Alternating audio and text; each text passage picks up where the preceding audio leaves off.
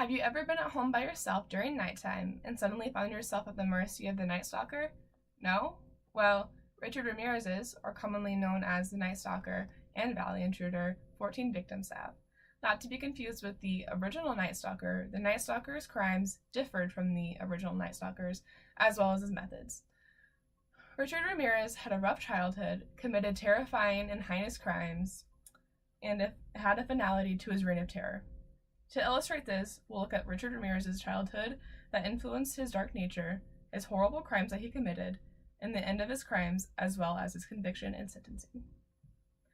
The Night Stalker, or Richard Ramirez, was born on February 29, 1960 in El Paso, Texas. He got multiple head injuries at an early age in his life, and after he was knocked unconscious by a swing, he soon became victim to epileptic fits. In Ramirez's adolescent stage, he became influenced by his older cousin, Miguel. They would smoke marijuana, and Miguel would tell Ramirez about how he tortured and mutilated Vietnamese women during the Vietnam War, and even provided photographs of his victims. At only 13 years young, Richard Ramirez saw Miguel murder his wife. Around that time, he started breaking into homes and later dropped out of high school his freshman year. He then moved to California and became a heavy drug user with cocaine and soon progressed to burglary.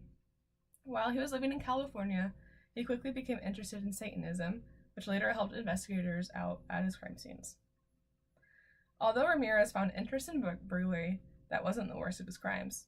His first murder was on June 28, 1984, and his victim was a 79-year-old named Jenny Binkau.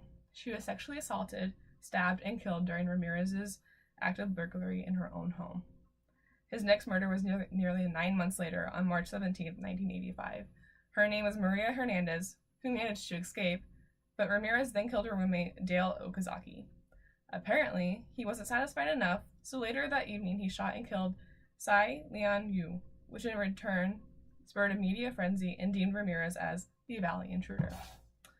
Later on that month, he murdered 64-year-old Vincent Zazara and his 44-year-old wife, Maxine, using a type of style that became his pattern for murdering people. He shot the husband first and then brutally assaulted the wife and stabbed her to death while gouging out her eyes. In the course of a few months, Ramirez's murder rate increased with the usual burglary, assault, and violence, completed with satanic rituals. The media and police pressure forced Richard Ramirez to leave the LA area, so he moved north to San Francisco and took 2 more lives, Peter and Barbara Pan. His M.O., modus operandi, or method of operation, along with his satanic symbolism, meant that the Valley Intruder was no longer an applicable name.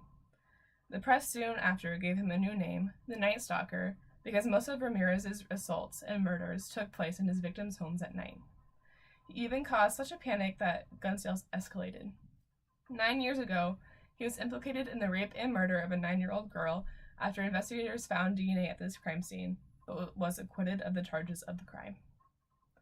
Richard Ramirez's final night of crime was on August 24, 1985, where he was spotted outside of a home where he left a footprint and a witness took note of his car and license plate. Later that night, Ramirez raped another woman and shot her fiancé. The victim had a detailed description of Ramirez and recounted that he forced her to swear her love for Satan. Richard Ramirez abandoned his car, and the police found it days later with his fingerprint, which helped the police to finally put a name to the Night Stalker. Richard Ramirez's trial was continuously pushed off, and because of the geographical spread of his crimes, some of the charges were dropped so they could finally get the trial started.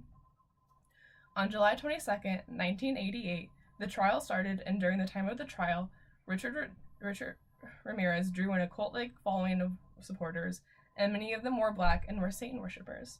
Richard Ramirez also dressed in black or dark shades for his appearances during his trial as well. This is what he looked like during the trial.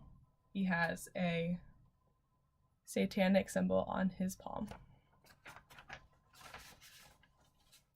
Another delay during the trial happened when a juror was found murdered on August 14, 1989. Rumors circled around that Ramirez orchestrated her death, but it was proved unfounded. The day Ramirez finally got convicted was on September 20, 1989. The jury returned a guilty verdict on 43 charges, 13 counts of murder, 5 counts of attempted murder, 11 sexual assault charges, and 14 burglary charges. He was originally on death row, facing 19 counts, and was sentenced to death in the gas chamber on November 7th, 1989. While Ramirez was incarcerated, he married one of his supporters, Doreen Leoy, in 1996. His appeal made it to the California State Supreme Court in 2006, but it was rejected. After 24 years on death row, Richard Ramirez died on June 7, 2013, at 53 from B-cell lymphoma.